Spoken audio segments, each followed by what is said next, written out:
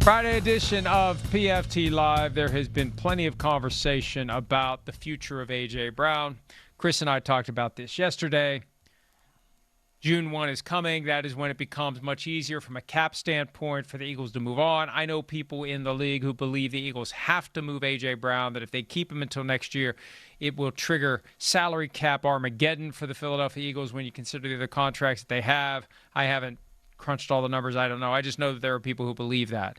And when it didn't happen early in the league year, because there was talk that maybe the Eagles, once Jalen Phillips signed with the Carolina Panthers and the Eagles didn't go out and make a big splash in free agency, there was an argument to be made they could have taken the full A.J. Brown cap charge this year. And the Rams were talking to them about a possible trade.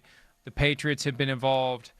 Michael, right now, and I know that there was a report yesterday from NFL Network that I suspect was deliberately leaked by Howie Roseman or someone close to Roseman to NFL Network as a last-ditch effort to generate other trade interest in A.J. Brown because there's no one else interested in A.J. Brown.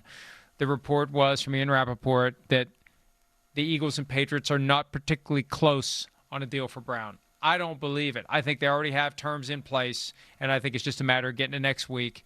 And the terms get communicated to the league. The physical gets passed. The deal is done. Yeah, I think the deal's done. And you mentioned, financial, like salary cap Armageddon. If A.J. Brown returns to Philadelphia, what do you call emotional Armageddon, Mike? If A.J. Brown goes back to the same spot, same locker room with Jalen Hurts and Nick Sirianni, it's amazing that they were able to keep the lid on the whole thing for the last couple of years. This thing has been simmering. It has been boiling. It has been on the verge of exploding for the last couple of years. It's just not tenable anymore. So A.J. Brown has to leave. He has to go somewhere, and I think that place is New England. I think the deal is done. It can't be announced until 4 p.m., June, the league year begins 4 p.m. June 1st. I expect the trade to happen at 4:07 on June 1st. I think it's done. And I'm with you on the Rappaport report because there's a little detail in there. I said, oh, that's what you really want. So it was a detail about a 2027 first round pick. That's what Philadelphia wants. Of course, that's what Howie Roseman wants. The 2027 draft, you're going to have about 5 or 6 quarterbacks taken in the first round, most likely. A lot of them. A lot of good quarterbacks in there. A lot of good receivers, including Jeremiah Smith of my Ohio State Buckeyes, who I would take number 1 overall. That's just me. But there are a lot of good players in the 27 draft. So sure, Philadelphia would want a 27 first round pick.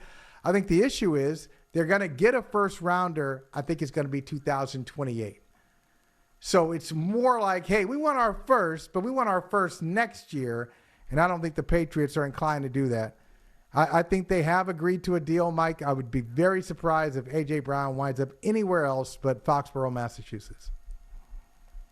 Nothing prevents the teams from announcing that they already have a deal. That's permitted. You just can't do the deal. You can't finalize the deal until the league year begins. They could say it if they wanted to, but look, they have agreed, I believe. I believe before the draft, they came to terms on what a trade would be. And maybe the Eagles said, we will accept that from you come June 1 unless someone offers us something better. Maybe that's part of it because you don't, even though it's unenforceable, you don't want to get a reputation for somebody who's going to go back on these deals. So if they actually have a handshake deal with the Patriots, then there's no reason for the Eagles to try to beat the bushes for a better offer. If the handshake deal is, we will do this deal with you unless we get a better offer before June 1, and the Patriots looked at that and said, fine, you're not going to get a better offer than what we've done, and A.J. Brown's not going to want to go play for any other team. That's a factor here, too. I was talking to somebody about this yesterday. Even when you don't have a no-trade clause, for certain players, you kind of do have a no-trade clause. Who is going to trade for a guy who has shown that he is not bashful about making it known he's not happy? I'm not giving up a first-round pick next year for A.J. Brown unless I am damn sure A.J. Brown wants to play for my team. Yeah, excellent point. I mean, it's one of the things that makes this so obvious to me that he's going to the Patriots. The Eagles, first of all, the Eagles have signaled this. Like I know Howie Roseman is a great general manager, and everybody talks about how he never loses a deal. Right, great. But you want to talk about signaling what you're going to do. They traded for Dontavian Wicks. They traded up for Mekhi Lemon, getting him over the Steelers, who had him on the phone too soon. So they get Mekhi Lemon. They bring in they got Hollywood Brown. They brought in other receivers. It's clear what they're going to do, and they already have Devontae Smith. They're not going to bring back A.J. Brown. So from their side of things, they're telling you they're moving on. A.J. Brown played for Mike Vrabel. He grew up a Patriots fan. He wants to be here. The Patriots have a spot for him as their number one receiver. It's already there. He's going to be their number one. Romeo Doubs is going to be their number two. Everything is in place. It's just maybe this is Howie Roseman saying, let me just see if I can get one more attempt to get somebody to call me because I like the deal. I don't love it, though. My ideal scenario would be a 2027 first-round pick. That's what I really want. Let's see if somebody will do that for me. And then I'll be well within my rights to walk away from this agreement with the Patriots. Because I told them, if somebody does it better, I'll take that deal. But I don't think anybody's going to do better than that, than what the Patriots have already As we offered. said yesterday, too. I think it's a done deal. I'm sorry.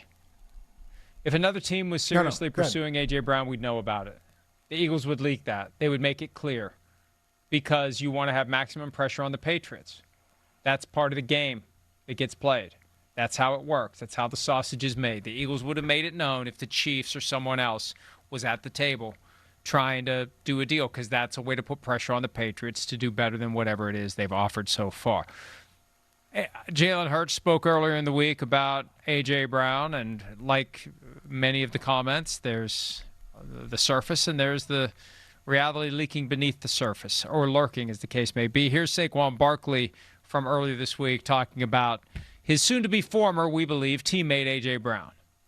It's going to be a hard time for me to say anything bad about A.J. Brown. I'm a big fan of A.J. Brown, one of my really good friends. One of my favorite teammates I've ever been around. Just respect him as a man. But this is the business. It's the NFL. If I'm not here, if Jalen's not here, if whoever's not here, the show goes on. And that's just how the NFL operates. So you don't really address it. It's not really anything to be addressed. You just go about your work and keep getting better. And whatever happens, that's above my pay grade. And I'm just focused on being the best player that I can be, and also be the best leader I can be for this team going into the next season.